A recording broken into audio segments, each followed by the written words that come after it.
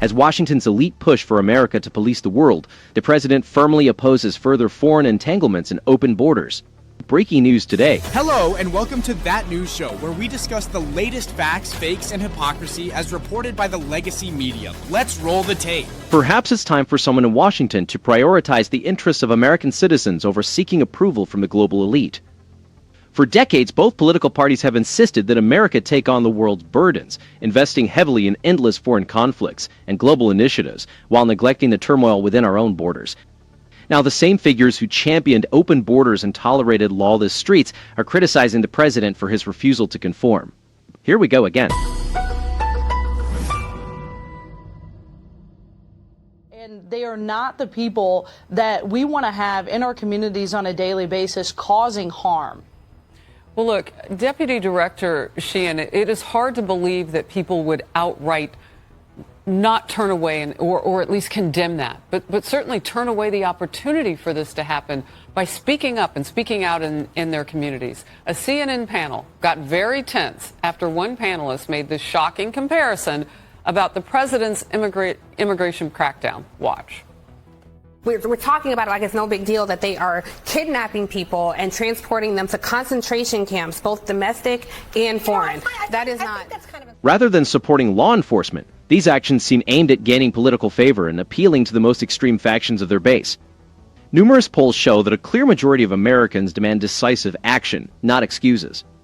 Fortunately, the current administration is prepared to make difficult decisions, prioritize American citizens, and bring rationality back to our immigration system. The rhetoric from some on the left, particularly on cable news panels, is dangerously irresponsible. What often goes unmentioned is the strong support among Americans for deporting those who are here illegally, particularly those who have committed crimes. This is what the electorate voted for and what they rightly expect. Most Americans agree that public safety and the rule of law are essential, and they expect their leaders to uphold these principles.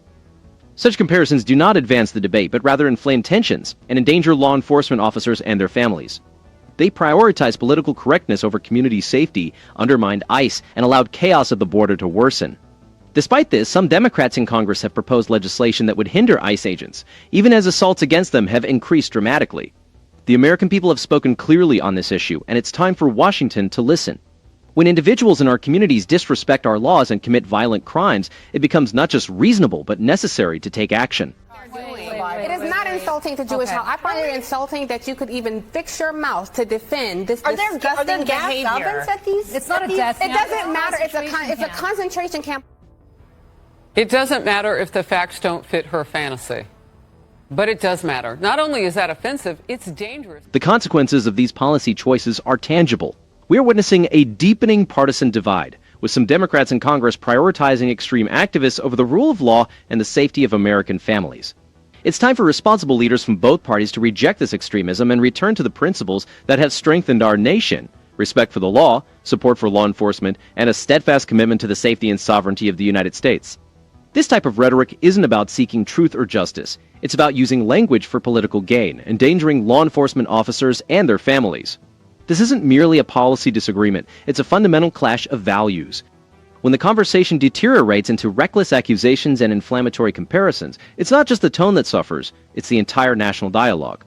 Proposals that expose ICE agents' identities or restrict their defensive capabilities invite chaos and endanger public servants.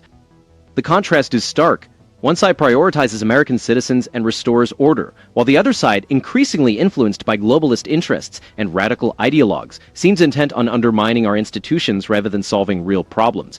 As the next election cycle approaches, immigration remains a central concern for voters, particularly those who feel overlooked by Washington. This is not only misguided but dangerous. Polls consistently show that Americans want secure borders, the removal of violent offenders, and well-equipped law enforcement.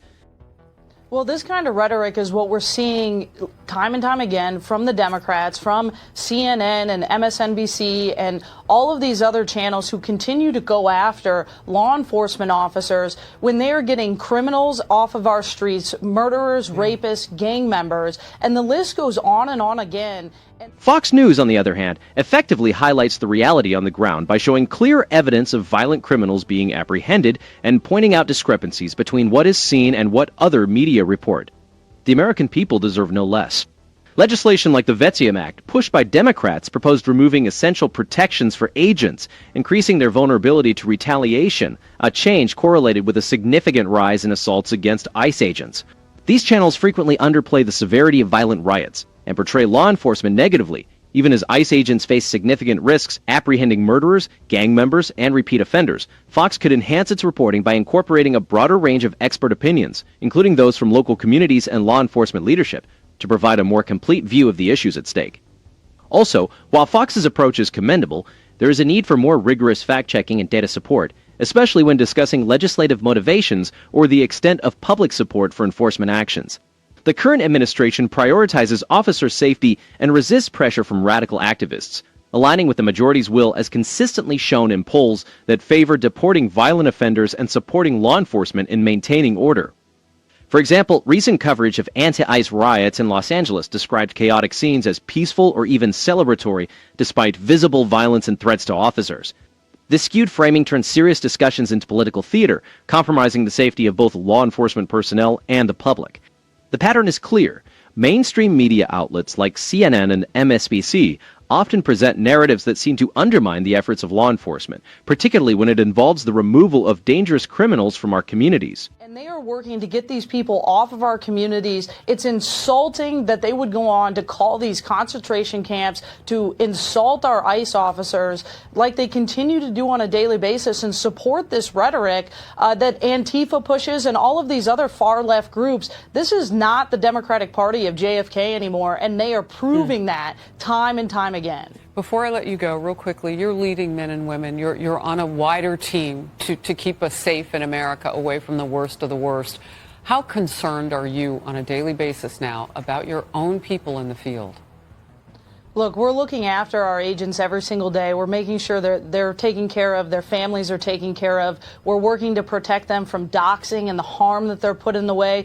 Every single night when my phone rings, I always worry about the safety of our law enforcement officers. But Director Lyons, Secretary Noem, and President Trump has stood firm that they will protect our law enforcement officers. And I truly believe that they will continue to do everything they can for my team and our families. Legislative proposals from the left, such as the Vitima Act, pose risks beyond officer safety. They threaten our entire system's stability. The previous administration's neglect of border security led to increased assaults on ICE agents and a spike in operational costs for law enforcement agencies. By facilitating targeted attacks on law enforcement, these bills could drive experienced officers from the field, leaving fewer trained professionals on our streets and overburdening our departments. When leaders in Washington overlook these facts, they gamble with the livelihoods of countless hardworking Americans. What's needed is a shift back to rational, community-focused governance, policies that prioritize American families and workers, safeguard our officers, and bolster confidence in our institutions. Polls consistently show that a strong majority of Americans support deporting lawbreakers, particularly violent offenders. When examining the economic challenges American families face, the repercussions of unchecked illegal immigration and anti-law enforcement rhetoric are stark. State and municipal budgets also feel the strain as funds meant for schools, infrastructure, and healthcare are redirected to address the consequences of rising crime and property damage, often associated with violent protests. Undermined local law enforcement leads to increased business insurance premiums, decreased property values, and hesitancy among entrepreneurs to invest in areas where law enforcement is questioned. This approach isn't just politically astute, it's economically sound and aligns with what Americans have consistently voted for.